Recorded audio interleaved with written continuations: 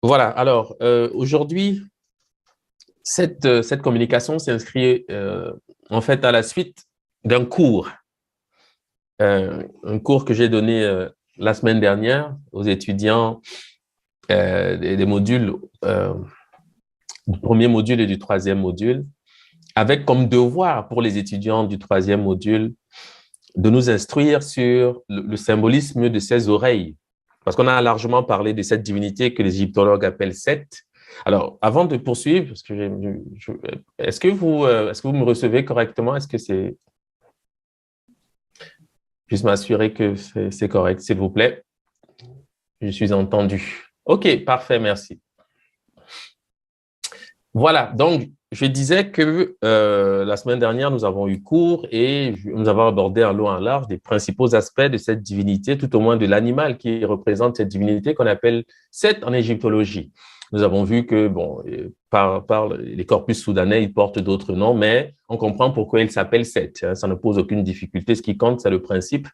Et les étudiants du module 3 devaient remettre une copie sur le symbolisme qui se rattache précisément à ces oreilles qu'on lui donne, parce que vous devez savoir que dans la représentation, rien n'est laissé au hasard.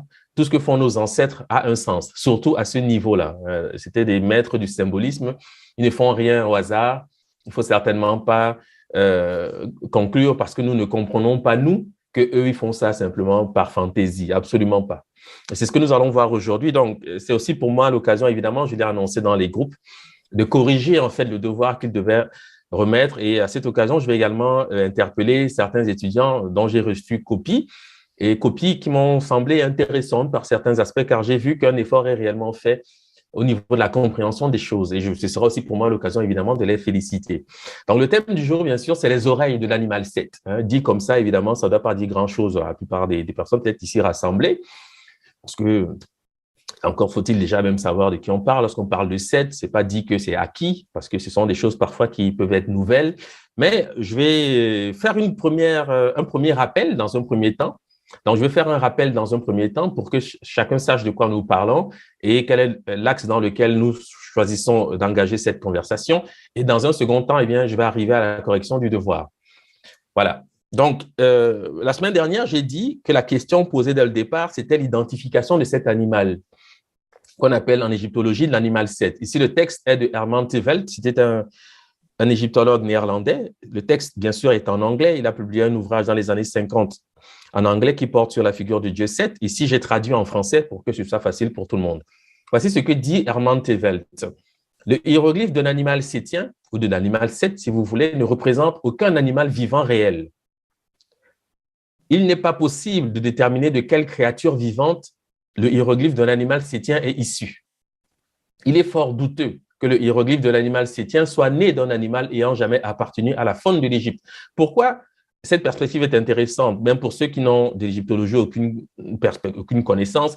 C'est parce que c'est cette figure appelée Set en égyptologie qui produit l'image de Satan dans les religions récentes, je veux dire abrahamiques, disons, ou révélées, si vous voulez, je ne sais pas, je crois que vous comprenez de quoi je parle. Voilà. Donc, c'est cette figure-là, c'est ce personnage qu'on appelle Set en Égypte antique, hein, théorisé par nos ancêtres, qui va produire l'image de Satan. Mais si on pose aujourd'hui la question aux uns aux autres, bien sûr, de savoir qui est Satan, chacun aura certainement quelque chose à dire. Généralement, on s'enfuit, comme je l'ai dit généralement, on s'enfuit en laissant même ses babouches s'envoler, parce que vraiment, c'est une figure qui fait extrêmement peur. Et telle qu'elle est présentée, évidemment, c'est quelque chose qui effraie aussi. Mais naturellement, ça, c'est la première impression qu'on peut avoir. Tout le monde, nécessairement, évidemment, n'est pas spécialiste de ces questions. Tout le monde n'est pas non plus théologien. Donc, on ne peut pas demander au commun, au tout venant, d'avoir une théorie vraiment poussée sur ces questions, parce que la simplicité, parfois, permet de vivre en société. Mais nous sommes ici entre spécialistes, et quand nous traitons d'un corpus ancestral, on doit le faire avec le sérieux que cela nécessite. Voyez? Donc, je le dis comme ça pour que peut-être ceux qui ne savent pas qui est Set sachent au moins qu'il va donner l'image de celui qu'on connaît récemment sous le nom de Satan. OK? Bon. Et en Égypte antique, il est représenté par un animal. Cet animal est énigmatique. Bon, les étudiants savent de quel animal il s'agit, je le sais, parce qu'on en a parlé. Ici, je ne vais pas nécessairement en parler parce que, bon, ce n'est pas nécessaire pour la compréhension des choses aujourd'hui. Par contre, c'est important quand même que je fasse un petit rappel pour que les uns et les autres puissent avoir la bonne perspective, puisqu'ils prennent quand même quelque chose en cours, qu'ils puissent savoir de quoi je parle précisément. Donc, le hiéroglyphe qui représente donc cet animal, l'animal de Seth, dit Hermann Tevelt, ne représente aucun animal vivant réel. Il n'est pas possible de déterminer de quelle créature vivante le hiéroglyphe d'un animal sétien est issu. Il est fort douteux que le hiéroglyphe d'un animal sétien soit né d'un animal ayant jamais appartenu à la faune de l'Égypte. Donc voilà ce que dit Tevelt. Il le dit à la suite de Champollion, il n'est pas le seul. Dimitri Mex a étudié la question. Enfin bref, MacDonald a étudié la question. Ils sont nombreux, les spécialistes, à avoir tenté, comme ça, de dégager le prototype, tout au moins, l'animal qui aurait inspiré comme ça nos ancêtres pour produire cette figure. Parce qu'en réalité, effectivement, un tel animal n'existe pas dans la nature. C'est vrai, c'est vrai. Alors, dans un article plus récent, Tevelt, encore le même, bon, il est malheureusement décédé aujourd'hui, mais dans un article plutôt récent, malgré les arguments en faveur de l'âne, parce qu'à un moment donné, il a pensé que c'était l'âne, parce que l'âne, évidemment, c'est un animal de Seth en Égypte antique, ça c'est facile à découvrir, parce que des auteurs en parlent, que ce soit Diodore de Sicile, que ce soit Plutarque, il parle de la relation que Seth entretient, notamment avec cet animal qu'on appelle l'âne en français. Donc, dans un article plus récent, malgré des arguments en faveur de l'âne, Tevelt conclut qu'il vaut mieux s'en tenir à la proposition initiale de Jean-François Champollion et ne voir dans l'animal de Seth qu'un être monstrueux ou fabuleux, c'est-à-dire un être fantastique qui n'a pas existé dans la vraie vie. Cette opinion fut partagée en leur temps par Rossellini, Wilkinson, Birch, Plate et Darcy. De même, Dimitri Mex constate que si l'animal dans lequel s'incarne le dieu Seth a beaucoup sollicité l'imagination des spécialistes, aucune des hypothèses avancées n'a emporté la conviction. Il aurait toutes les caractéristiques d'un animal fantastique. Mex souligne toutefois, comme tous les dieux zoomorphes, Seth révèle une part importante de sa nature au travers d'un animal dans lequel il choisit de s'incarner. Comme tous les dieux zoomorphes, Seth révèle une part importante de sa nature au travers d'un animal dans lequel il choisit de s'incarner. Angela MacDonald remarque que les égyptologues s'accordent à considérer que l'animal de Seth ne fut jamais une créature réelle, il n'a jamais existé que dans l'imagination des anciens Égyptiens.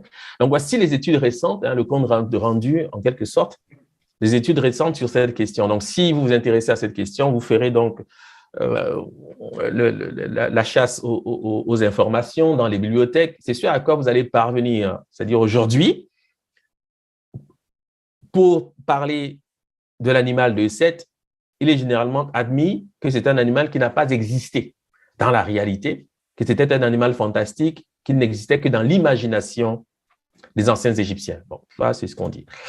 Naturellement, cet animal est représenté sur les bas-reliefs égyptiens et même en hiéroglyphe. Ici, donc, vous avez deux perspectives. Le hiéroglyphe d'un animal Seth est représenté sur un bas-relief égyptien. Ce qui va nous intéresser aujourd'hui, bien honnêtement, ce n'est pas la totalité du personnage, car c'est immense. Parce que vraiment, c'est immense. Je le dis avec modestie. On va simplement questionner et encore survoler la question des oreilles, qui sont réellement distinguées. C'est quelque chose de remarquable chez cet animal qui n'existe pas effectivement dans la vraie vie. Mais bon, je pense qu'en le disant, j'ai quand même un petit sourire parce que je sais qu'il y en a certains qui vont comprendre pourquoi je le dis. Mais qui n'existe pas. Je peux poser la question ici à des personnes comme ça. Ils ne sauront pas me dire de quel animal il s'agit. Par contre, nos ancêtres ont toujours pris cette préoccupation de distinguer comme ça des longues oreilles. On ne sait pas trop pourquoi. C'est ce à quoi nous invite finalement cette communication que j'ai souhaité faire aujourd'hui. Bon, je vais faire un rappel sur le nez pour dégager vraiment l'espace, pour que chacun puisse comprendre de quoi on va parler. Parce que ce rappel émane du cours que nous avons eu la semaine dernière avec le module 1 et le module 3. Et simplement pour rappeler pourquoi elle a déjà un nez allongé, qu'est-ce que cela veut dire, comment il faut interpréter la chose.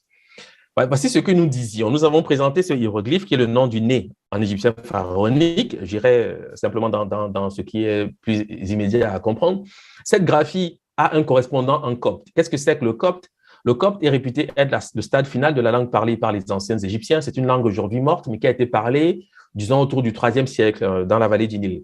Alors, cette graphie que vous avez à l'image correspond au copte Shai, qui signifie nez, odorat. Pourquoi j'engage la discussion avec le hiéroglyphe du nez? C'est parce que les ancêtres distinguent le nez chez cet animal énigmatique qu'on appelle l'animal 7. Donc, si vous voulez savoir à peu près à quoi cela peut renvoyer, il faut commencer par savoir comment ils appellent le nez. C'est la première porte vers laquelle on doit s'orienter. Sinon, bon, on va se lancer dans des supputations à n'en plus finir. Il faut procéder par méthode. Si on distingue le nez, comment s'appelle le nez? Le nez se dit shai. En copte, j'avais cité un exemple qui nous vient du domaine tchadique. Par exemple, la langue sar, tchad, on dit sei pour dire l'odeur. Hein. C'est la lecture effective de cette graphie. On l'avait vu. À la suite de cela, j'ai présenté le nom de l'animal 7 tel qu'il paraît sur les bas-reliefs de Beni Hassan, qui est disons, un espace géographique en Égypte aujourd'hui. Il y a des tombes qui s'y trouvent. Et dans l'une de ces tombes, on trouve représenté l'animal 7 avec son nom. Son nom, le voici. C'est le nom que vous trouvez ici à votre gauche. Le nom de l'animal 7 qui est homophone du nom du porc. On l'a vu la dernière fois, parce que parfois le nom du porc a un double déterminatif. On met l'animal, qui est le porc, et on rajoute le membre viril. Parfois, le membre viril n'est pas présent. Mais ce membre viril qu'on rajoute pour le porc est fondamental, très intéressant, très important. On l'a étudié également dans le détail. Bon, à ce stade-ci, pour que les choses soient simples, si vous trouvez dans le système hiéroglyphique un thème hiéroglyphique, c'est-à-dire un nom qui désigne une chose, et le même nom avec un déterminatif différent qui désigne autre chose, cela signifie que ce sont des homographes. Les homographes rendent compte d'homophones. Qu'est-ce que ça veut dire? Ça veut dire que dans la langue des anciens Égyptiens, si on sait comment s'appelle le porc, on sait comment s'appelle cet animal, qui est énigmatique. D'accord? Parce que ce sont des homophones, c'est-à-dire des homonymes, si vous voulez. Parce qu'ils sollicitent les mêmes signes produisant les mêmes sons. Cela signifie que si je sais comment s'appelle le porc, je sais comment s'appelle cet animal. C'est la raison pour laquelle, par exemple, dans le mythe osirien, certaines versions du mythe racontent que c'est un sanglier qui a tué Osiris. Parce que l'épisode raconté par Plutarque, qui met en scène la question du piège, est seulement tardif. Il ne paraît pas tout à fait dans les textes des pyramides. Mais enfin, dans les versions primitives, Seth, disons, se transforme, je veux dire, en sanglier. C'est d'ailleurs la raison pour laquelle on trouve les mêmes versions en Phénicie, avec Adonis, qui va être tué par un sanglier. D'accord? C'est la raison. Donc, il faut savoir que le porc, c'est un animal de Seth. Seth se transforme en porc. Le porc revendique, en fait, l'univers dans lequel évolue Seth. D'accord? Vous devez le savoir. Je le dis pour que vous sachiez. Peut-être qu'il y en a qui ne savent pas ça. Bon. Donc, mais enfin, déjà, au niveau du visuel, parce que ce sont des hiéroglyphes, donc des dessins, il faut déjà savoir pouvoir les interpréter. Qu'est-ce que je suis en train de dire? Je suis en train de dire que dans la langue des anciens Égyptiens, même si nous ne savons pas quel est cet animal énigmatique qui représente Seth, ce que nous savons, c'est que cet animal porte le nom du porc. Parce que dans le système hiéroglyphique, c'est ce qu'on appelle des homographes, sachant que les homographes produisent les mêmes sons, c'est-à-dire des homophones. Bon. À la suite de cela, nous avons solutionné la chose en long et en large. Je vais passer le détail sur ce qui n'est pas important aujourd'hui. Mais nous avions dans le système hiéroglyphique ces trois graphies. L'une désigne le nez, l'autre le porc et l'autre enfin le destin. Sachant que le nom du destin et le nom du porc sont aussi des homophones. Ça veut dire que si je sais comment s'appelle le destin, je sais comment s'appelle le porc. Sachez que même si je ne vais pas dans le détail, tous ces thèmes ont une relation intime avec Seth. Le destin, le sort, toutes ces choses. Mais aujourd'hui, je n'irai pas dans ce détail. Mais enfin, on va aller aux solutions pour comprendre et pour statuer sur la prononciation, car on va se limiter à cela aujourd'hui. Le nez se dit shai, je l'ai dit en introduction, qui correspond notamment au sar, c qui signifie odeur. En copte, le cochon, le porc, cette graphie qui désigne le cochon se dit ché. Hein? C'est le mot que les Malinqués utilisent pour désigner le cochon, le sanglier, le phacochère. Voilà pourquoi Seth se transforme en phacochère pour tuer Osiris dans les versions primitives du mythe. C'est C ou C en Malinké notamment. D'accord? Donc, ça montre déjà une filiation évidemment manifeste avec le domaine soudanais, notamment le domaine mandingue. Bon, parce que c'est le même mot. Et enfin, on vérifie la chose avec le thème du destin, qui se dit aussi Shai. Mais c'est un mot que le taureau au Dogon, par exemple, utilise. Shai, pour dire la chance, le destin, le sort, la fortune. D'accord? C'est cela. Et je montre l'importance maintenant du membre viril dans ce contexte. Parce que si on rajoute comme déterminatif au nom du porc le membre viril, c'est parce qu'il porte une information importante. En bassa, on dit sai, pour dire le membre viril, le phallus, le pénis chez l'homme. En malinké, on dit seya ou cheya pour dire la virilité. En bambara, c'est che ou cheya, c'est le même mot pour dire le mâle, le masculin, la virilité. Pourquoi j'introduisais ces notions? C'est parce que vous devez savoir ce que représente le membre viril dans la pensée symbolique des peuples soudanais. Le membre viril représente le principe actif, qui est l'être de l'âme, la qualité de l'âme. Le principe de l'âme, c'est le mouvement. Et pour donner souvent un exemple, je dis observez simplement la nature. Vous verrez que quand le vent souffle, on ne sait pas qui le souffle. C'est un mouvement spontané. C'est-à-dire le souffle de vie, c'est un mouvement spontané. C'est ça qu'on appelle l'âme. D'accord? Et l'élément qui caractérise ce mouvement spontané, c'est le membre viril, c'est la virilité. Voilà pourquoi, dans les traditions subsahariennes, notamment à Kama, nous avons ce qu'on appelle des cultes ityphaliques, c'est-à-dire des cultes qui représentent des divinités avec le membre viril en éveil. Cela, ce que ça veut dire, c'est qu'il représente l'âme du monde. Quand vous voyez par exemple l'Egba dans le vaudou, l'Egba avec le membre viril en éveil, bon, évidemment, ça amuse les touristes et puis ça fait fuir les adeptes des religions évidemment récentes, parce qu'ils ne comprennent pas, ils se disent c'est quoi cette bizarrerie, ils ne comprennent pas qu'en réalité, ce que les ancêtres sont en train de mettre dans cette représentation de la divinité, c'est qu'il est l'âme du monde, parce que le principe de l'âme, c'est le mouvement. Est-ce que c'est clair ce que j'ai dit? Au moins, ça, vous devez. Donc, je n'insisterai pas davantage, les choses sont claires. Sachez que quand je dis en bassa, sai, en malinké, je dis cheya ou seya, pour dire la vérité. Sachez que c'est le même quand même les. Voilà pourquoi le porc porte évidemment sur le sujet, je peux y répondre. Hier, simplement m'indiquer si c'est clair. De ce déterminatif, parce que c'est le même mot, je l'ai dit. C'est vrai que souvent à l'oreille, quand on n'est pas habitué, on peut se dire c'est différent, ça sonne différent. Non, c'est le même mot, sachez-le. C'est le même mot. Du point de vue de la linguistique, c'est le même mot. Et ce qui est intéressant, c'est qu'on commence à comprendre pourquoi le porc devient l'animal de Seth. Parce que vous devez savoir que la correspondance qui se réalise ici, c'est pas le porc tant pour le porc qui est intéressant, c'est le nom qu'il porte. Mais comme on sait que le nom que porte un animal trahit sa signature ontologique, ça veut dire que quand on affecte un animal à une divinité, en réalité, vous devez rechercher la relation qui les unit. La relation qui les unit, c'est le mot qui est prononcé. C'est le verbe, c'est le mot qui est prononcé. Et ce mot qui est prononcé, c'est le mot de la virilité. Ça veut dire que Seth incarne bien évidemment la virilité, quoi qu'il soit décrit comme par ailleurs stérile. Ça, c'est d'autres aspects que je n'aborde pas aujourd'hui, parce que tout ceci est lié, même si je ne vais pas aller dans ce détail. Mais il incarne surtout le souffle, l'âme, bien sûr. C'est ce qu'il y a derrière tout ceci. Derrière toutes ces représentations, vous devez rester sur l'idée que nous ne parlons pas des choses pour en parler, pour le plaisir d'en parler. Nous devons atteindre des concepts. Et pour ce qui nous occupe ici, le concept fondamental, c'est le mouvement, qui est le propre de l'âme. Bon, OK. À la suite de cela, nous avons vu une chose curieuse. Nous avons vu qu'en réalité, le nom du porc, évidemment, a des variantes phonétiques, mais c'est toujours le même mot. Mais le porc s'appelle comme le dieu chou. Bon. Et à cette occasion, j'avais posé la question et je vais la reposer. Ça me permettra non seulement, bien sûr, de souffler, mais de valider qu'il y en a parmi nous qui savent quand même de quoi nous parlons. Est-ce que quelqu'un peut nous dire c'est qui le dieu chou? S'il vous plaît, prière de lever la main, on vous ouvrira le micro. Merci. Allô? Oui, Nathalie, tu as la parole. Oui. Le dieu chou, c'est une des émanations de Atum, avec Tefnut. Il représente donc l'air, alors que Tefnut représente l'humidité, selon les textes selon les versions, le consensus égyptologique. OK, parfait. Merci Nathalie. Effectivement, c'est ce qu'on peut lire dans la littérature commune. Je crois que ce que tu viens de dire, ça peut presque tout le monde sait ici. Oui. Donc, on vous dira qu'il représente l'air. Bon, c'est déjà une information, c'est sûr, avec Tefnut, etc. Bon, voilà. Ce qui est intéressant ici, c'est qu'on remarque que le porc s'appelle comme le dieu chou. Nous connaissons déjà le nom du porc. Ça veut dire que nous connaissons son nom, c'est automatique. Parce que si vous avez une homophonie dans le système hiéroglyphique et que vous savez, c'est comme une équation à une inconnue. C'est-à-dire, si vous savez résoudre le problème le nom du porc, c'est qu'automatiquement, par voie de conséquent, évidemment, vous avez aussi la solution pour le nom du dieu chou. Donc, on ne dira plus tout à fait chou parce que le porc ne s'appelle pas chou. C'est C, voilà, ce sont ces formes-là qui se dégagent, y compris même en copte. On dit chez, Chez, hein, donc on ne dira pas chou, même si ça plaît beaucoup d'entendre chou.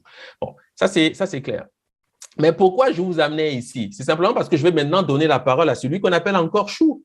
Parce que lui-même se présente, il dit ce qu'il est. Mais sachez que cette relation qu'il unit au nom du porc, ça veut dire que cette divinité qu'on appelle Seth, hein, c'est chou lui-même. C'est ce que ça veut dire.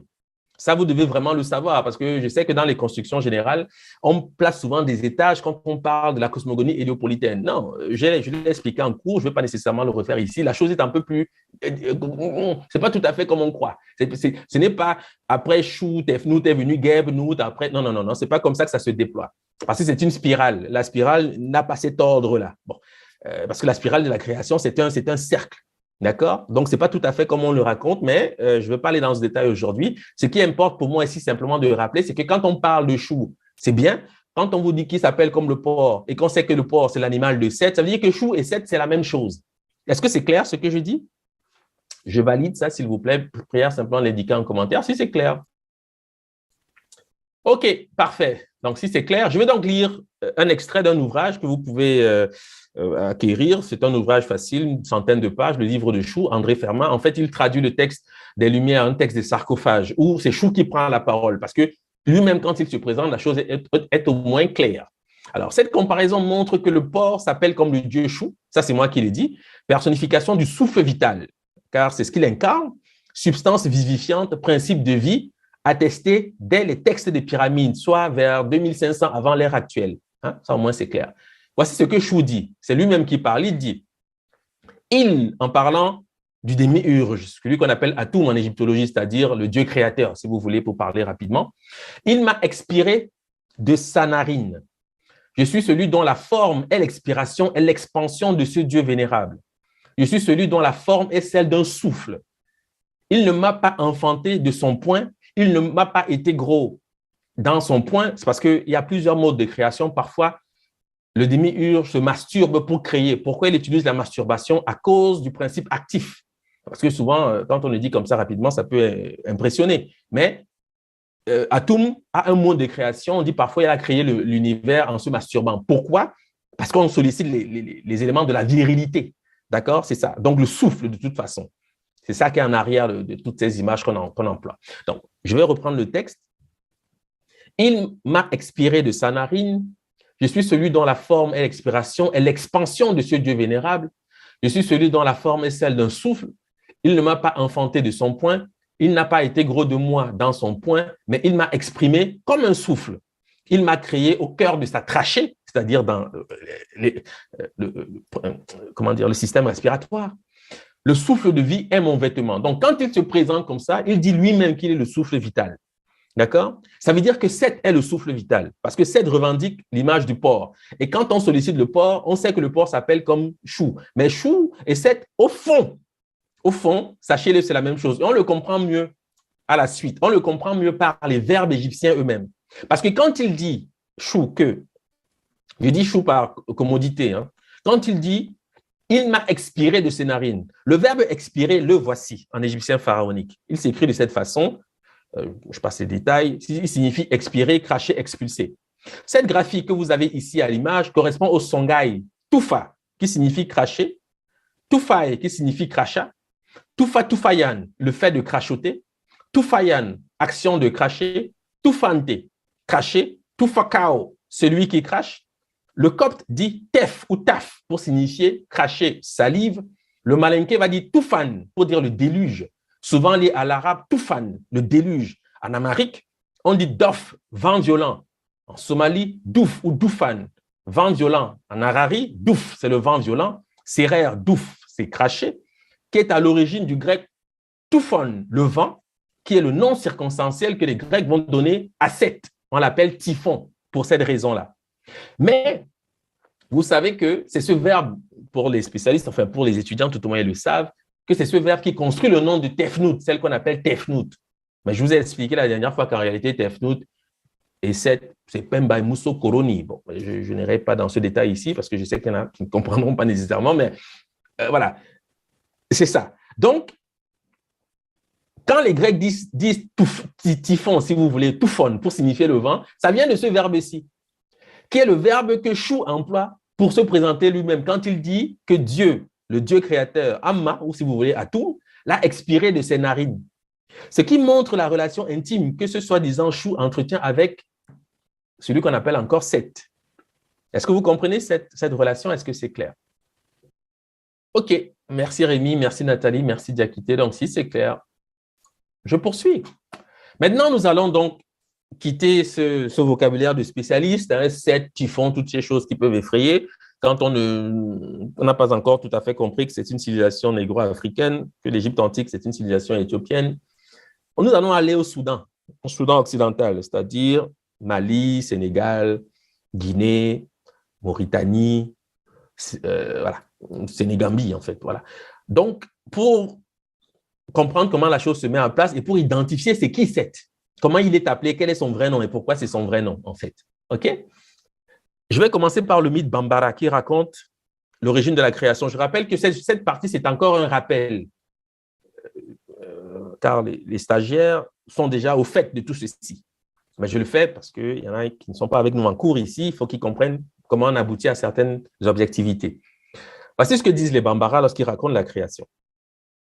Pendant 7 ans, Pemba fut tourbillon.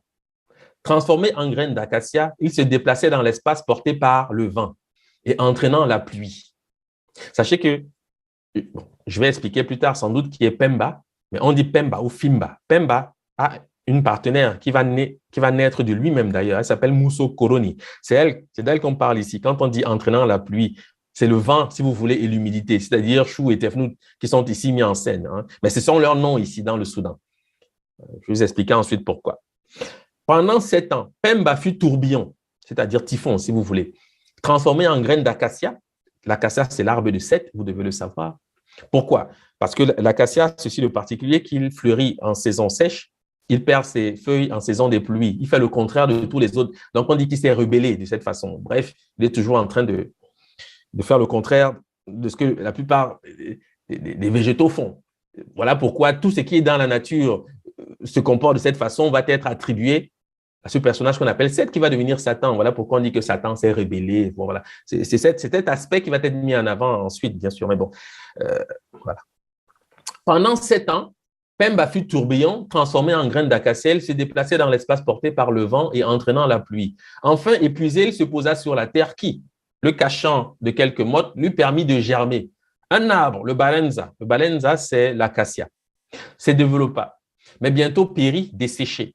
Il ne resta qu'une sorte de madrier rectangulaire appelé Pembele, nommé aussi cocoon, c'est-à-dire la tête des choses, gisant sur le sol nu. Pemba, souche de bois, contenant en puissance la création des animaux et végétaux, était seul sur la terre.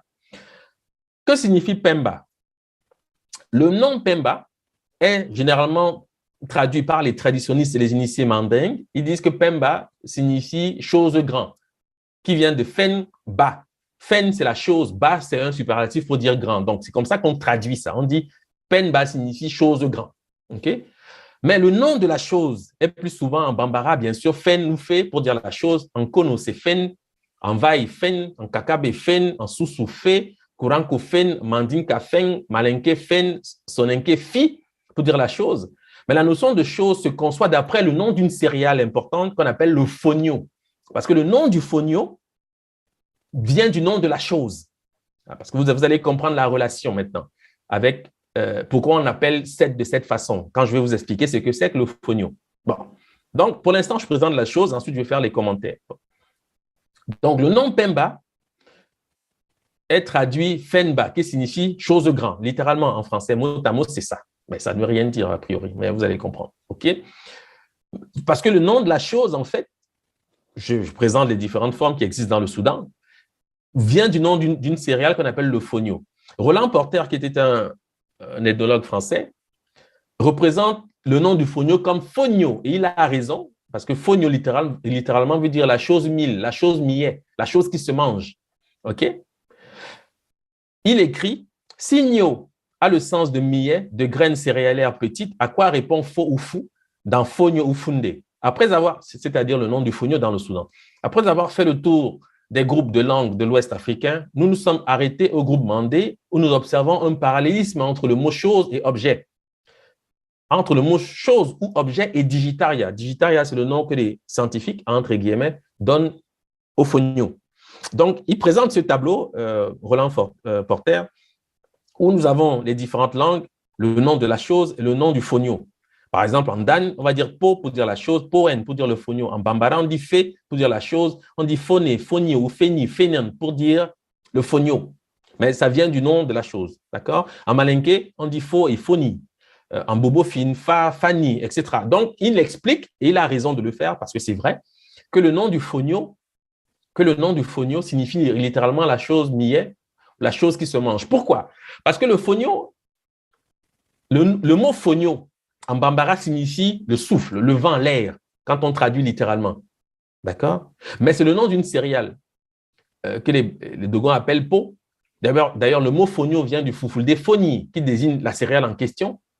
Phonier, on dit phonier en Fufulde pour dire la céréale en question, qui est le phonio que vous connaissez. Mais en Bambara Malinké, phonio signifie le souffle. Donc, vous devez savoir ce que nos ancêtres cachent derrière le nom du phonio. Ce n'est pas tout à fait cette chose qu'on voit, bien qu'elle soit petite, mais elle est petite, certes, mais elle est petite aussi pour le bénéfice qu'elle incarne la plus petite des choses. Parce que ce qu'on appelle le phonio, c'est ce que les chrétiens, plus récemment, je le dis parce qu'au moins vous allez comprendre, appellent la chair. Parce que la chair, c'est un principe spirituel. Voilà pourquoi on dit la chose qui se mange, mais c'est le souffle vital. Le souffle vital contient les 4 éléments fondamentaux au même titre que la chair qui est matérielle que vous mangez, par exemple, quand vous êtes assis à table, vous mangez les fruits, vous mangez la viande. C'est la raison pour laquelle, par exemple, chez les peuples du Bantou, entre guillemets, pour dire la viande, on va dire nyama, par exemple. Mais dans le Soudan, nyama désigne, entre guillemets, la force vitale. D'accord? C'est cette correspondance qu'il faut comprendre. Donc, quand on dit la chair, quand on appelle, par exemple, Osiris, dans les textes des pyramides, il est appelé la chair, qu'on traduit d'ailleurs par Iouf. Mais Iouf, pour signifier la chair, correspond au cop haf, qui signifie la chair, bien sûr, mais en Wolof, on dit huf pour signifier le souffle, le verbe souffler. D'accord? Et sachez que dans les langues soudanaises, on dit fait pour dire souffler. C'est le nom de la chose.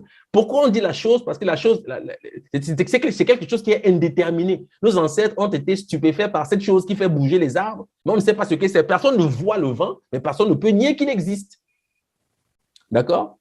Et ce souffle vital-là, qui est spontané dans l'univers qui est le nôtre, c'est ça qu'on appelle la chair, parce que c'est lui qui nous donne le souffle de vie, en fait. D'accord? Parce que tout ce qui se rapporte à la chair a vocation à augmenter la force vitale, y compris même le nom qu'on porte. Bon, c'est encore autre chose, mais voilà. Donc, ça, c'est pour expliquer, je suis un peu plus large, parce que vous devez quand même saisir au moins le concept dans sa généralité, pour avoir quand même une bonne perspective. Donc, quand on dit phonio, bien sûr, c'est la céréale que chacun connaît, mais dans le monde soudanais, phonio signifie le vent, le souffle. C'est ce que ça veut dire. OK? Donc, on comprend la relation avec Pemba. Parce que quand on dit Fenba, pour dire chose grand, Fe signifie aussi souffler, dans les mêmes langues, Bambara, Malinké. Donc, Fenba signifie aussi le grand souffle, c'est-à-dire typhon. D'accord? Est-ce que c'est clair ce que je dis? J'ai parlé beaucoup, mais je veux juste m'assurer que ce soit clair. Merci. OK. Merci Inès. Merci à tous ceux qui réagissent. Alors, je vous relance souvent parce que je n'ai pas d'autre façon de savoir. Autant qu'à parler, autant parler pour être compris, je le dis à chaque fois. Parce qu'on est quand même ici pour comprendre, si on prend le temps pour cela. Voilà. Donc, si c'est clair, c'est clair. Bon.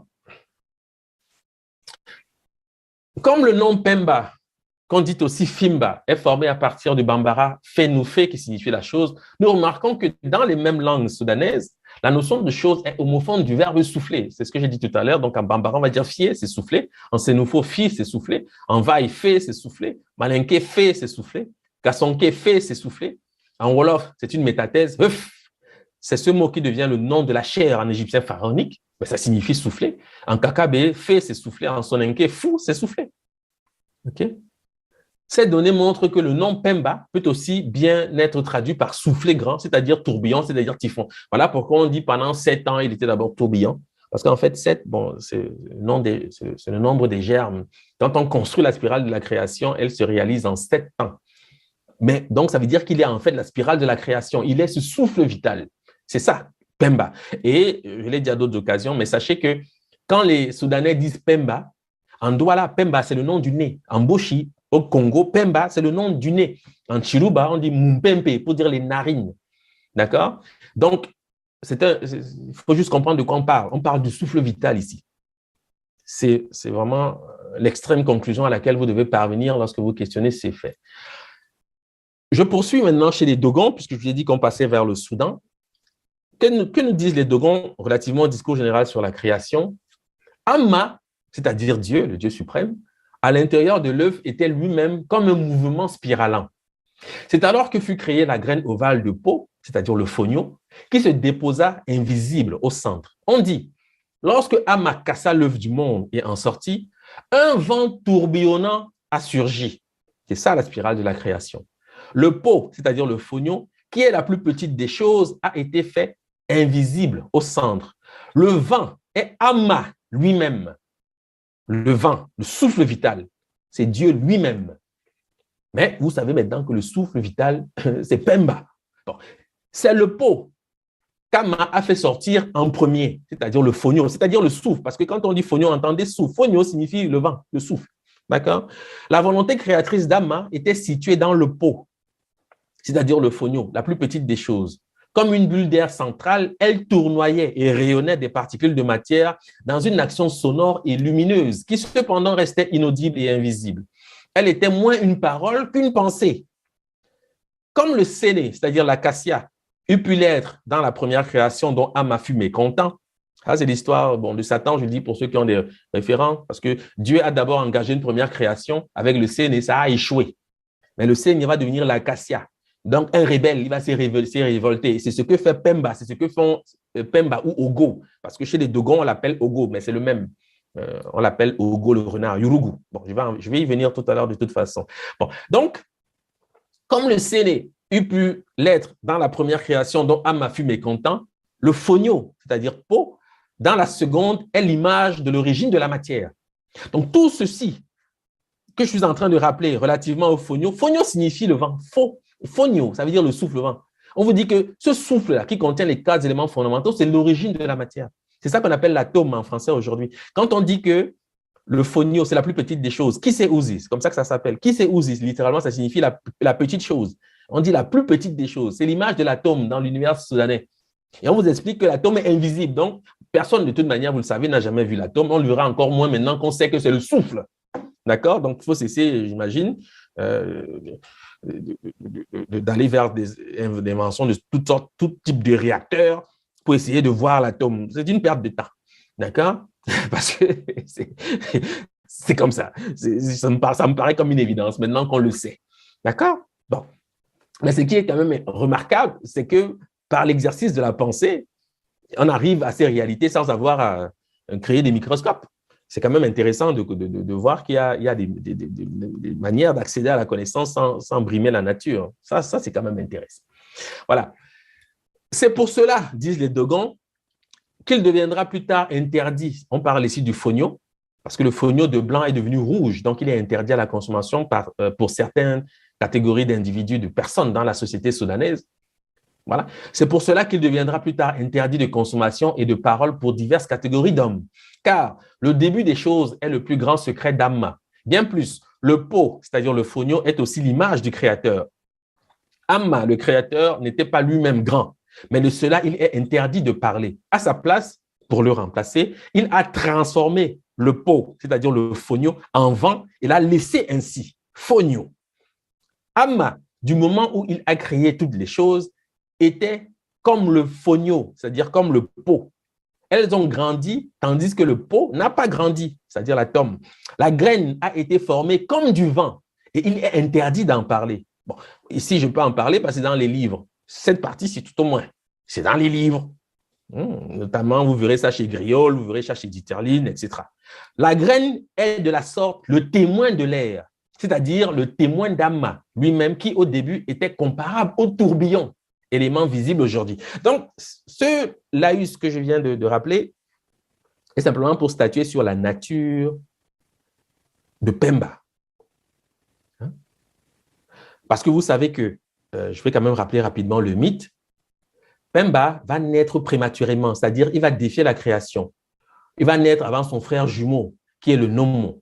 il va percer le placenta, il va s'enfuir avec un morceau de placenta qui va devenir la terre. Il va s'unir à cette terre et c'est un acte incestueux qui va entraîner le désordre dans la création. Et pour réparer ce désordre, Dieu va devoir sacrifier son fils, le nomo, pour purifier l'univers. C'est une histoire que vous connaissez récemment avec la dialectique du christianisme, en fait. Il va tuer son fils unique pour laver les humains des péchés. C'est ça l'histoire, en fait. Parce que Pemba, il était pressé de naître, donc il va déchirer le placenta, il va s'enfuir avec un morceau de placenta qui va devenir la terre. Mais comme c'est le placenta, qu'il va s'unir à ce placenta qui est en fait la terre, c'est comme s'il s'unissait à sa propre mère. Voilà pourquoi on dit que c'est un inceste. D'accord? Et cet acte incestueux va générer évidemment le désordre dans l'univers, parce que c'est une rupture, c'est la rupture d'un interdit. Mais pour purifier l'univers qui va donc devenir impur du fait de cette action, Dieu, Amma, va devoir sacrifier son fils, le Nomo, qui est le héros rédempteur, le sauveur, vous le savez, et qui, lui, en versant son sang, va purifier l'univers. C'est ça, voilà l'histoire générale. Mais je parle de ces aspects parce que sans cet arrière-fond, peut-être vous n'allez pas tout à fait comprendre. Mais en réalité, tout ceci, c'est Amma lui-même. Il n'avait pas le choix que de faire naître Ogo prématurément parce qu'il fallait que ce souffle vital fût. Il fallait qu'il y ait saison sèche avant que la pluie n'advienne, en fait. Bon, ça, ce sont des aspects sur lesquels on pourra revenir. Donc, maintenant, qui est Pemba? Qui est Ogo ou Pemba? Parce que c'est le même, c'est-à-dire 7. C'est le même. Je vais maintenant le situer, je vais dire matériellement, si tant est qu'on puisse dire que c'est tout à fait comme ça, mais enfin, vous allez comprendre. Sigitolo, qu'on appelle Sirius en français, c'est une étoile, vous le savez, la plus brillante du ciel. Cette étoile possède un satellite invisible à l'œil nu, qu'on appelle Potolo, l'étoile du Fonio, littéralement. Aussi appelée Yurugu Tolo, c'est-à-dire l'étoile du Yurugu, c'est-à-dire l'étoile du renard pâle, qui est la base. Cette étoile invisible à l'œil nu, qui est le satellite de Sirius, c'est la base du système soudanais de Sirius, et dont la fonction est capitale, évidemment, pour les initiés mâles. Yurugu n'est autre que le renard pâle, bien sûr, je l'ai dit, c'est-à-dire Ogo, qui est l'équivalent de Pemba chez les Dogons. Si bien que nous résumons cette correspondance en rappelant que Potolo, l'étoile du Fonio, c'est l'étoile de Pemba, qui est lui-même 7. D'accord? Parce que vous devez savoir que cette étoile invisible à l'œil nu, satellite de Sirius, qu'on appelle Potolo, sous-entendu l'étoile du Fonio, son autre nom, c'est Yurugutolo, c'est-à-dire l'étoile du renard, c'est-à-dire 7. Le renard pâle, c'est 7. D'accord? Donc, et cette étoile-là est au centre du système, parce que pour nos ancêtres, c'est-à-dire pour nous, cette étoile est au centre de l'univers. OK? Parce que identifiée par le fait qu'elle soit la plus brillante du ciel. Donc, on suppose une explosion des plus remarquables. Parce que vous devez savoir que la lumière qui nous arrive aujourd'hui a traversé des milliards, des milliers d'années. Enfin, je pense que vous le savez. Donc, par le fait qu'elle brille autant, on peut supposer qu'elle a explosé mieux que toutes les autres. Et c'est cette explosion qui, pour nos ancêtres, interpelle le fait que ce soit celle qui a donné, qui a généré tout le reste. Parce que si ton explosion est plus forte que celle de ta voisine, on peut considérer que en fait, tu as une puissance supérieure. Donc, fondamentalement, tu as pu générer cette voisine en question. J'espère que le raisonnement est clair. Hein? J'espère que vous comprenez ce que je dis. En tout cas, donc, c'est cette étoile qui, pour nos ancêtres, est au centre de la création pour les raisons que je viens de rappeler. C'est-à-dire, c'est l'étoile la plus brillante du ciel, mais elle a un satellite qui est invisible qu'on appelle Potolo. Bon. Pour les Dogons, Potolo, l'étoile du Fonio, l'étoile à l'origine de la matière, hein, est appelée Kiseuzi, la plus petite des choses. Donc, c'est réputé être ce qu'on appelle l'atome en français. Elle était à l'origine, ou elle est, si vous voulez, de couleur blanche, tandis que Sigitolo, Sirius, qui est l'un des centres de l'orbite de Potolo, est décrite de couleur rouge. Bon, ce sont des catégories aussi importantes qui font appel à certains éléments qui se rapportent aussi à cette divinité qu'on appelle 7. Mais enfin, vous devez comprendre, 7 ou Pemba est intimement lié à cette étoile qu'on appelle Sirius, mais souvent on ne le sait pas. La plupart des gens ne le savent pas. Quand on parle de Sirius, même en égyptologie, on ne sait pas que ça a beaucoup à voir avec 7 en fait. Ce n'est pas possible autrement, puisque c'est lui qui démembre, c'est lui qui permet la création. Bon, mais ce sont des aspects qui ne sont pas toujours mis en avant parce qu'il y a des interdits très importants dans ce registre-ci. Vous devez aussi le savoir. Donc, ici, je présente un dessin, je le présente parce que c'est un relevé de Marcel Griol et de Germaine Dieterlin, où il présente la trajectoire de l'étoile Digitaria, c'est-à-dire l'étoile du Fonio, Potolo. En DP, vous avez Digitaria lorsqu'elle est proche de Sirius. Sirius, c'est ce rond avec un S. Et en DL, vous avez Digitaria au plus loin de Sirius. C'est ça sa trajectoire décrite par les de Gonds. Ici, c'est un schéma de Gonds. Okay? Les de Gonds disent que lorsque Digitaria est près de Sirius, celle-ci devient plus brillante. Lorsqu'elle en est le plus éloignée, Digitaria donne un scintillement tel que l'observateur croit voir plusieurs étoiles. Et vous savez que ce cycle-ci est évidemment très important puisque c'est sur ce cycle qu'est basée une célébration importante qu'on appelle, c'est une fête soixantenaire qu'on appelle le Sigi, qui est le nom même du Sirius, en fait. Donc, c'est une manière de rejouer, de refaire la création à chaque occasion. Bon, il y a d'autres choses, naturellement, qu'on aurait pu dire ici, mais nous allons arriver maintenant au sujet. Donc, il fallait dire tout ceci pour engager maintenant la discussion que nous allons avoir maintenant. Parce que le sujet, c'est quand même encore les oreilles. Les oreilles de l'animal 7. Pourquoi on lui donne donc ces oreilles? Vous savez maintenant que lui, c'est Ogo. Vous pouvez l'appeler 7 si c'est plus facile pour vous. Vous savez que c'est Pemba. Moi, j'exige que les stagiaires disent Pemba ou Ogo, parce que nous sommes au Soudan, c'est clair. Donc, si vous allez, je ne sais pas moi, à Banjankara, vous mettez à dire 7, on va vous regarder comme quelqu'un qui ne sait pas de quoi il parle. Si vous dites Ogo, on va s'intéresser à ce que vous dites. Parce que ça, c'est la réalité. C'est le fond, voilà, c'est ça. Donc, il vaut mieux utiliser les noms, les catégories sapiensales de nos ancêtres, c'est mieux. Parce qu'on dit 7, c'est vrai. On peut comprendre pourquoi, je n'irai pas dans ce détail, mais enfin, Pemba, c'est mieux, parce que c'est plus général, c'est beaucoup plus précis. Bon. Donc, on sait que c'est lui. Mais nos ancêtres, en représentant cette étoile, Potolo, en représentant ce personnage qui deviendra plus tard Satan, on lui donne des oreilles. Ici, je représente une antilope qui a des rapports avec 7, parce que vous devez savoir que tout ce qui est antilope est roux, a une relation avec cette divinité, mais je l'ai surtout considéré du fait même de ses oreilles qui sont très, très intéressantes. OK? Sans rapport immédiat avec l'animal 7, je le dis quand même, parce que vous ne devez pas imaginer que c'est l'animal 7 ici, non. Mais cette antilope a des oreilles intéressantes. Voilà. Et c'est de ce dont nous allons parler maintenant. Le devoir que vous aviez à réaliser consistait à nous expliquer pourquoi nos ancêtres donnent de grandes oreilles à 7. Vous avez été nombreux, une dizaine, à me faire parvenir vos copies. Je vais en retenir 3 pour faire quelques commentaires parce que ce sont ces 3-là qui m'ont quand même interpellé. J'ai trouvé assez original. Okay? Je commencerai par citer le devoir de Comlan. Comlan, évidemment, produit un ensemble de graphies relativement au cours et amène des images aussi intéressantes. Évidemment, distingue la racine translittérée, chat, pour signifier l'animal 7. Fait une relation avec les V, où on va dire taux, colline, montagne, oreille. Ça dit en passant, c'est également le nom que porte l'oreille dans certaines langues de la zone dite bantou. Je l'ai dit en passant parce que les V, c'est le golfe de Guinée. En évé, on dit aussi taux pour dire père, fleuve. C'est ce que nous dit Comlan. Et Comlan nous dit aussi que je pense que ce serait une caractérisation d'élévation, de virilité, une antenne, émetteur et récepteur, le véhicule de l'énergie. En gros, Comlan nous explique qu'il a pensé que ses oreilles, parce que je l'ai dit, je ne voulais pas une dissertation, je voulais une demi-page, une note en demi-page, il faut juste m'expliquer ce que c'est. Bien, comme là nous explique que pour lui, ses oreilles caractérisent l'élévation, la virilité, peut-être une antenne, ou alors le véhicule de l'énergie. Je vais vous dire en quoi ceci est pertinent, vous le verrez de toute façon à la suite, mais j'ai trouvé cette note quand même inspirante, intéressante. Ensuite, Manga Frida, notre sœur du Cameroun, qui a produit un devoir et que je salue d'ailleurs parce qu'elle a fait l'effort d'introduire le copte et quelques graphies. Je l'ai dit toujours, pour moi, c'est important quand même que vous ayez cette habitude d'aller regarder le copte, d'aller regarder les graphies, d'essayer de les reproduire. Voilà. Donc, c'est ce qu'elle a fait. Elle nous explique une chose intéressante, c'est qu'elle expose l'un des noms de l'oreille en égyptien pharaonique. Elle remarque que ce nom s'écrit avec la croix dite Ankh. C'est une chose intéressante. Elle sollicite le copte. Elle nous explique qu'en copte, on dit Madje pour signifier oreille. C'est très intéressant, c'est une information importante. Et elle dit 7 représente l'expansion du souffle d'Atoum.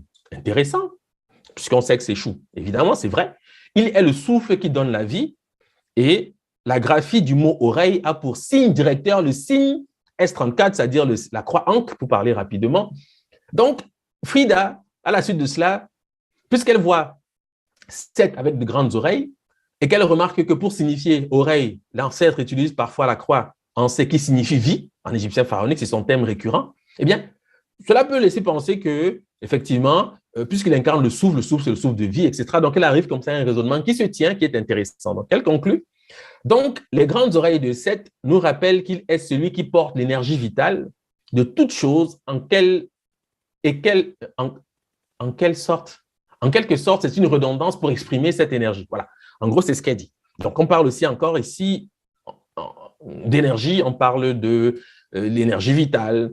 Sauf qu'avec la graphie, quand même, c'est intéressant. On peut se poser la question, effectivement, de savoir pourquoi nos ancêtres, pour signifier oreille, utilisent la croix Ankh. Et ici, à l'extrême gauche, j'ai mis une graphie parce que souvent, effectivement, chez Faulkner, dans le dictionnaire de Faulkner, le nom de l'oreille est écrit avec la double croix en C. Mais parfois, il y a juste une croix. Et je vais vous expliquer pourquoi. Je vais vous expliquer pourquoi. C'est pour ça que j'expose ces devoirs, parce qu'ils ont attiré une attention spécifique sur des choses importantes. Donc, pour nommer l'oreille, parfois les ancêtres utilisent simplement la croix Ankh, et puis c'est tout. Voilà. D'accord? Et bon, quand on est égyptologue, on va translittérer Ankh-Tiou, Ankh-Tiou. Bon. Mais ce sont des conventions, vraiment, ce n'est pas ce qui nous intéresse a priori dans une démarche analytique. Enfin, Ismaël Boapa, Ismaël a produit un travail remarquable que je vais lire parce qu'il dit plusieurs choses intéressantes et vraiment, je voulais le féliciter aussi pour cet effort. Pourquoi les oreilles de l'animal 7 sont-elles grandes? Nous dit Ismaël. L'animal 7 peut passer pour plusieurs animaux dotés de longues oreilles tels que l'orictérope, l'âne ou le fennec. Ces longues oreilles au bout carré rappellent la fourche ou poutre maîtresse sur laquelle repose une traverse dans la structure d'un bâtiment appelé tchétigé au Mali et signifiant effectivement croisé, divisé. Mais tchétigé, alors pour ceux qui ne le savent pas, ce qu'on appelle tchétigé, c'est la poutre maîtresse qui soutient les toits dans les maisons traditionnelles au Mali. Et c'est une poutre qui ressemble à une croix. C'est la forme de la croix. Et c'est une forme, en fait, qui est soutenue par une fourche, c'est-à-dire le tronc principal se termine par une fourche. Et Ismaël, avec intérêt, observe que cette fourche-là a quelque chose probablement à voir avec les oreilles de Seth. J'ai dit, mais bravo Ismaël, parce qu'au moins, il y a une chose que tu as, c'est que tu sais observer les choses. Parce que je dis souvent aux étudiants, vous connaissez beaucoup de choses, c'est certain, vous êtes passé par des lectures, mais lorsque vous abordez les corpus soudanais, surtout les caractères sacrés égyptiens, vous devez avoir un regard d'enfant. C'est-à-dire que ce que vous voyez, vous devez savoir l'interpréter sans aller dans des choses très compliquées.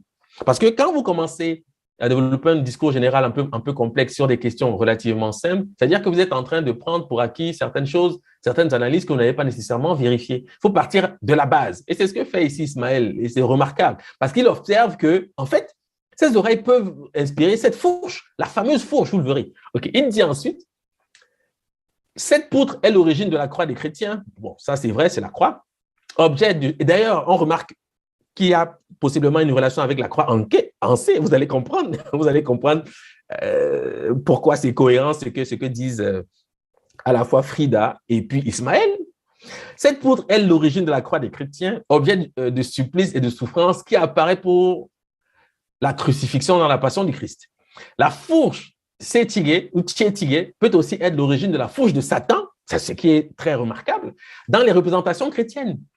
Bien avant, dans la passion d'Osiris, Seth divise, découpe et démembre le corps d'Osiris.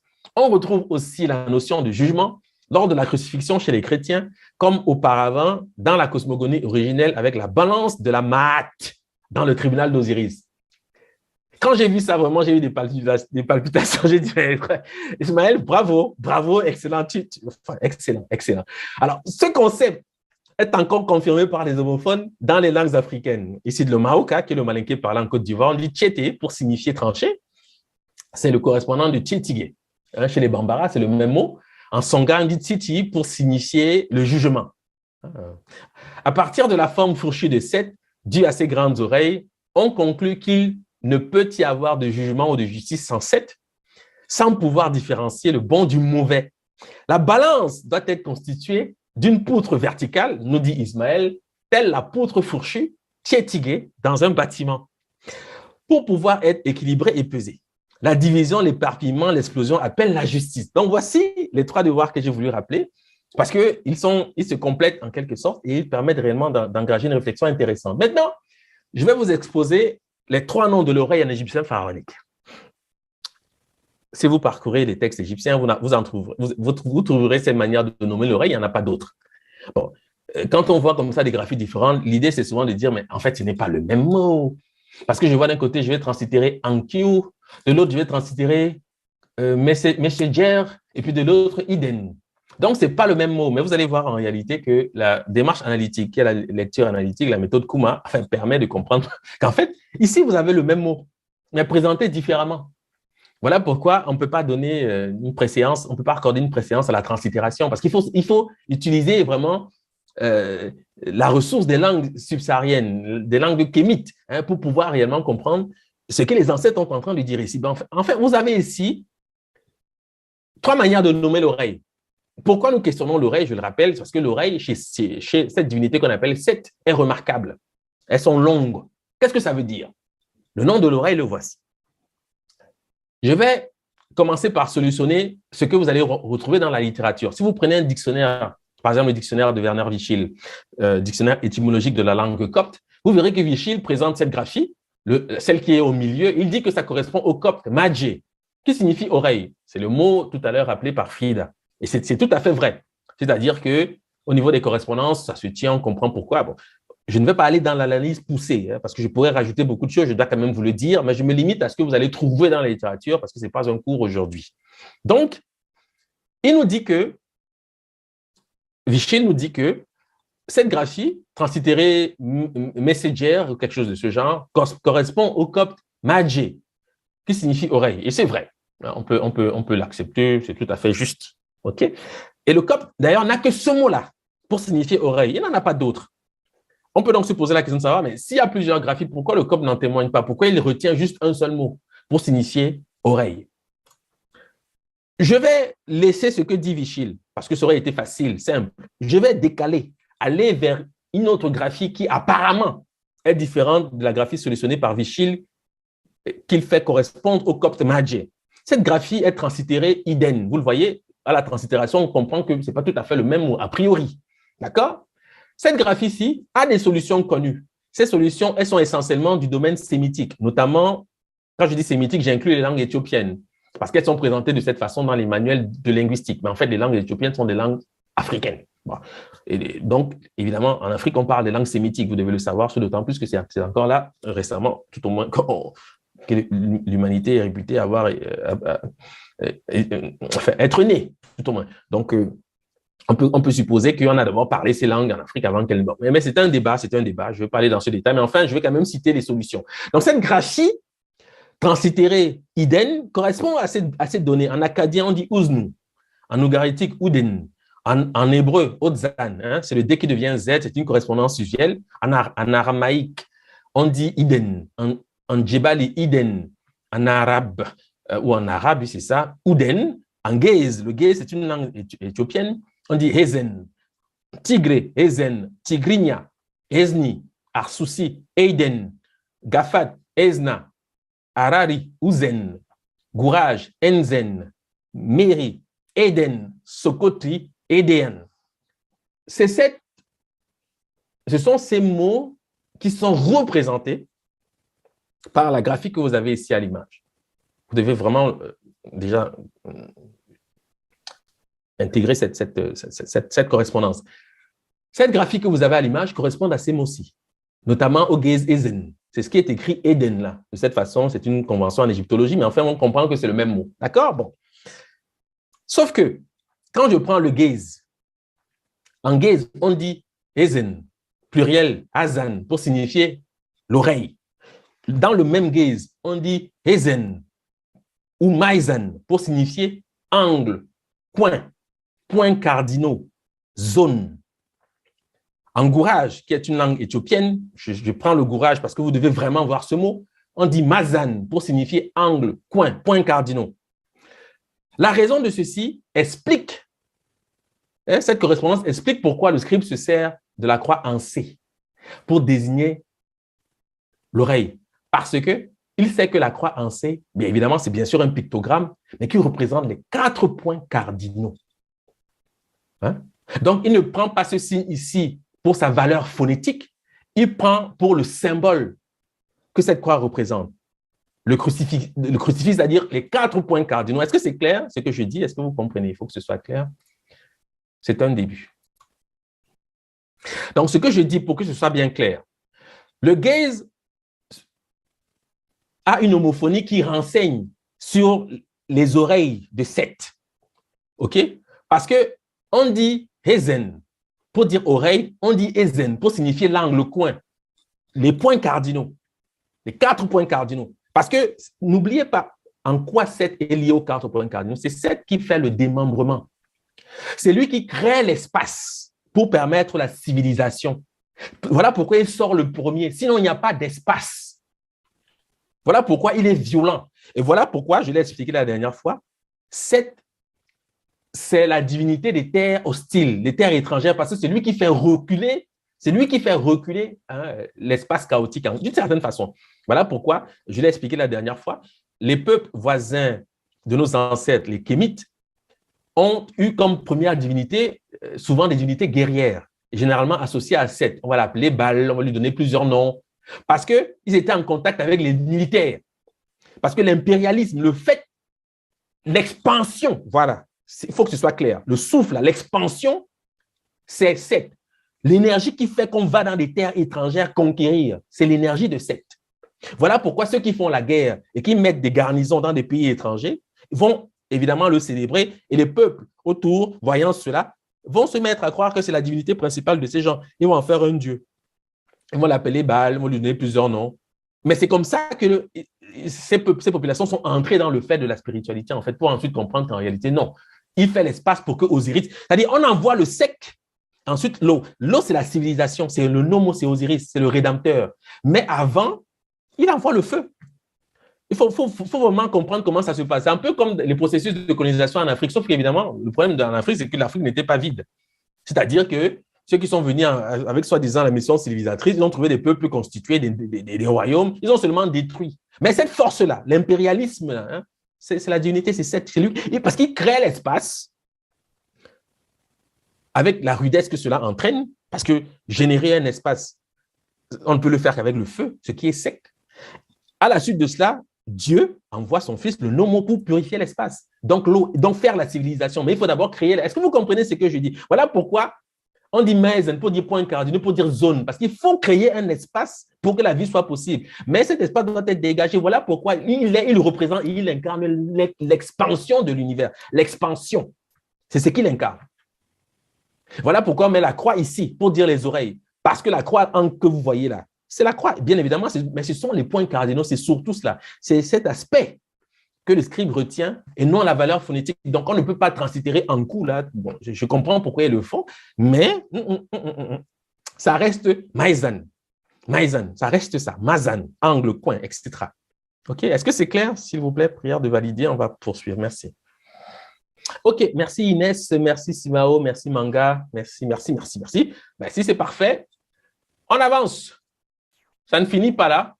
Je rajoute maintenant quelque chose que Ismaël a vu. Quelque chose qu'il a vu. Parce que vous devez savoir que quand on dit maïzen, angle, coin, point cardinaux, en courage, on dit mazan.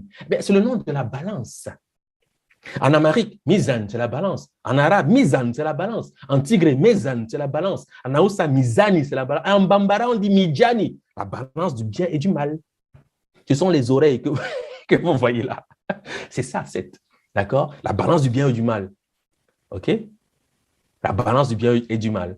Donc, ce n'est qu'un transfert maintenant de sens, on comprend. Hein? On rentre maintenant dans l'explication. Midjani en bambara, c'est littéralement la balance du bien et du mal. C'est un fait religieux. Souvent, on croit que c'est un mot qui vient de l'arabe. Bon, moi, comme j'ai dit, je ne suis pas dans cette dispute parce que je sais que la civilisation est sortie de Kama de toute façon. Voilà. Donc, si on comprend cela, on ne va pas se mettre à dire « Ah non, c'est un mot d'abord qui est venu. » Souvent, on accorde l'avantage à l'arabe du fait qu'on est musulman. Quand on est musulman, on pense que, puisqu'on prie en arabe, on accorde une certaine préférence à l'arabe vis-à-vis de sa propre langue. On va donc privilégier l'arabe. Mais c'est compliqué parce que les ancêtres égyptiens, ce n'étaient pas des Arabes. Donc, s'il suffit de le dire pour que ce soit clair. Mais cela ne diminue pas le mérite de la langue arabe. Hein. C'est simplement qu'il faut savoir restituer la vérité, c'est tout. Voilà. Donc, en gaze, le nom de l'oreille, vous l'avez, c'est ezen.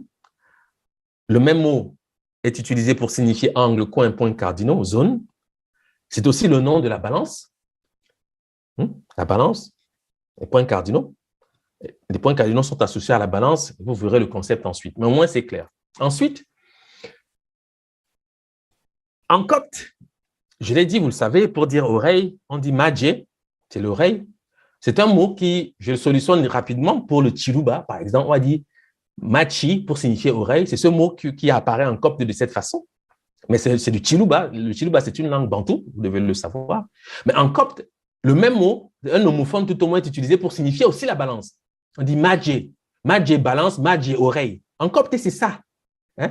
Mais la balance en copte correspond notamment au soninké medje ou midje pour dire la balance. Je ramène ces éléments simplement pour signifier que ce sont des langues soudanaises, des langues kémites, subsahariennes. C'est pour ça que je fais ça. Parce que je peux multiplier les exemples à l'infini. Je me limite à ceci, car vous devez comprendre que c'est une pensée symbolique qui est subsaharienne. C'est elle qui nourrit ces aspects. Hein? Donc, quand on donne ces deux longues oreilles à 7, vous devez savoir qu'elle sollicite bien sûr les points cardinaux. Bien sûr, elle sollicite évidemment la balance. Et vous allez comprendre pourquoi. Mais pour l'instant, je génère le vocabulaire pour que ce soit clair. OK? Bon. Les points cardinaux. OK? Donc, je reprends maintenant les listes pour que vous compreniez, car ça s'étend. Hein. Ce n'est qu'une question d'homophone maintenant, parce qu'une fois que vous avez compris comment ça fonctionne, vous allez comprendre. C'est beaucoup plus simple. Donc, vous avez la première série. En copte, on va dire madje pour dire les oreilles. En chiluba, madchi, c'est les oreilles. En copte, maché, c'est la balance. En soninké, medje, c'est la balance. En chiluba, medji, c'est la loi. La loi. La loi, parce qu'il y a la question de l'équilibre. En copte, on dit madje, c'est la hache. C'est encore un homophone. C'est-à-dire ce qui sert à couper, à trancher. En gaze, c'est le même mot, made ou massé, pour signifier hache. En amari, mate, c'est le même mot. Tigrinya, massa, hache, bassa, mahas, c'est les jumeaux. Ce qu'on a tranché, coupé. En wolof, mas, ça signifie pair, égal, être au même niveau. Massale, ça veut dire niveler, mettre au même niveau. Parce que c'est 7, ne l'oubliez pas, qui démembre, qui découpe. Le principe qui se rattache à la figure de 7, c'est le principe de gémelléité. Le principe de gémelléité, voilà pourquoi, d'ailleurs, dans un nombre considérable de langues subsahariennes, dire la hache, c'est dire les jumeaux. On va dire bassa, wassa pour dire la hache. C'est aussi le nom des jumeaux dans un nombre considérable de langues bantoues. Je n'ai pas voulu simplement être long au niveau des listes, mais vous devez comprendre que tout ceci-là s'emploie à décrire l'action de 7. OK? Tout ceci. OK? Et vous savez que chez les Dogons, les points cardinaux, d'ailleurs, je ne veux pas le dire, je vais poser la question, peut-être que certainement les étudiants, au moins ceux qui sont au 4e cycle maintenant le savent, et c'est à eux que je pose la question. Expliquez-moi, en quoi les points cardinaux sont pertinents pour décrire les concepts soudanais? Comment ils interviennent dans le discours sociogonique ou cosmogonique des peuples soudanais? S'il vous plaît, expliquez-nous cela. Oui, bonsoir à tous. Ce que je pourrais dire là-dessus, c'est que, enfin, je pense, c'est que les 4 points cardinaux, c'est une image qui exprime la nature quadrigémellaire de la création de l'univers, avec les couples, les 4 couples d'ancêtres primordiaux, et du coup les éléments fondamentaux. C'est ça. Parce que quand je l'ai dit, peut-être que je n'ai pas insisté. Vous devez savoir, merci Jeanne Céric pour cette remarque. Les 4 points cardinaux sont affectés aux 4 éléments fondamentaux, qui eux-mêmes sont des couples de jumeaux de sexe opposé. Donc, ils sont 8 ancêtres. OK? On va dire Amaseru, Lebeseru, Django-Seru. Bon, c'est des choses que nous voyons en cours. Je pense que vous le savez. Ce sont leurs noms. Ils sont affectés aux 4 points cardinaux. Et le mot Seru même est associé à 7. Je l'ai souvent expliqué parce que Seru signifie le témoin. Hein? Les Arabes disent Saïd. En malinké bambara, on dit Sédé. Sédé, c'est le nom de 7. Voilà pourquoi on va dire 7 en Égypte. Mais il faut quand même savoir le chemin pour y parvenir. C'est le thème des points cardinaux. Okay? Voilà pourquoi il est représenté simplement ici. On sollicite les oreilles. On lui donne de longues oreilles parce qu'on veut que génération après génération, eh bien, ceux qui sont dans cette ère culturelle sachent interpréter la chose et ce qu'il représente. Donc, c'est effectivement cela, Jeanne Céric. Les 4 points cardinaux sont affectés aux 4 éléments fondamentaux, c'est-à-dire amasser, c'est-à-dire au souffle. Et ces 4 éléments fondamentaux eux-mêmes sont personnifiés par les ancêtres. qui sont des couples, ils sont 8. Donc, principe de gémelléité, bien évidemment, voilà pourquoi les jumeaux interviennent ici. Voilà pourquoi il y a aussi le principe de l'égalité, car ils sont égaux. Les points cardinaux, il n'y en a pas un qui a préséance sur l'autre.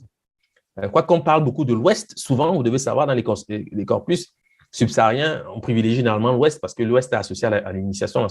Mais enfin, il y a quand même le principe de l'égalité ramené notamment par le Wolof Maas. Et c'est ça qu'on appelle Maat. Quand on dit Maat, la balance, l'équilibre, l'harmonie, on parle de ça. Ceci n'est pas possible sans l'action de Seth. Vraiment, c'est même lui qui l'incarne le mieux. Enfin, je vais faire le commentaire après si j'ai le temps, parce que je vois le temps filer, mais j'y viens.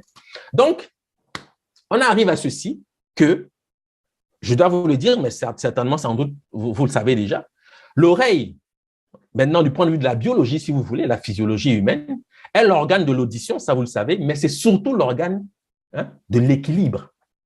C'est ce que nos ancêtres sont en train de dire à travers tout ce que j'ai simplement rappelé ici. L'oreille interne ou labyrinthe contient les organes qui donnent le sens de l'équilibre, coordonnent les mouvements de la tête et des yeux et les ajustements de la posture du corps.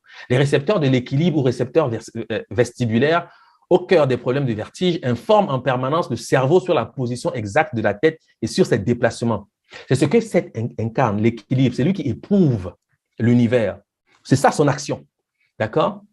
Donc, c'est lui qui permet l'équilibre parce qu'il faut qu'il y ait harmonie, équilibre et c'est son action qui génère en fait conceptuellement cela. Et on peut tirer aussi des conclusions vraiment radicales sur la pratique rituelle à la suite de cela.